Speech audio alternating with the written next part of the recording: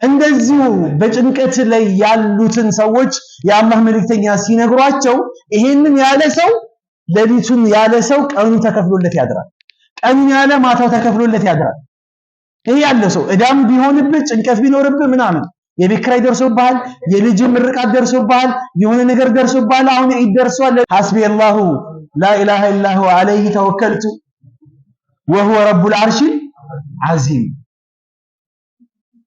ሁላችሁም አፍዛችሁታል፣ ያለባችሁ ግን አትመስሉ። ማሻአላህ ሐስቢ አላሁ ላ ኢላሃ ኢላ ሁወ ዐለይሂ ተወከልቱ ወሁወ ረቡል ዐርሺል ዐዚም። እስቲ በሉ ሐስቢ አላሁ ላ ኢላሃ ኢላ ሁወ ዐለይሂ ተወከልቱ ወሁወ ረቡል ዐርሺል ዐዚም ነው ያላትና ሚስቱን ማለት ነው። ነብዩ ይሄን ነገሩት አይደለ? አሁን ሚስት ያላችሁ የሌላችሁ አላህ ይሁናችሁ። እህትን ጠራት፣ ያው እህት ነው ያለች ሚስት ያላችሁ ሚስቱን ጠራትና ይሄ ሷሃባ ነው ያላትና ቁጭ ብለው ሌሊቱን ሙሉ ይሄንን ዱዓ እያደረጉ አደሩ። ወላሂ ለዚህ ሷሃባ ራሱ አላህ ባላወቅኩት መንገድ ሁሉም ነገር ችግር እንዳለ ዘጋጋልኝ አለ። ይሄን ዱዓ ቁጭ ብለ ከሚስቴ ጋር ወጥረን እንትናለን።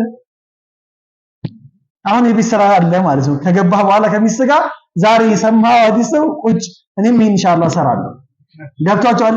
ከዛ በኋላ ሐሳብ ጭንቀት ምናምን ነገር እንዴ አይኖርም። ሲመጣ በሐስቢላህ ታባረዋለህ አይደለም።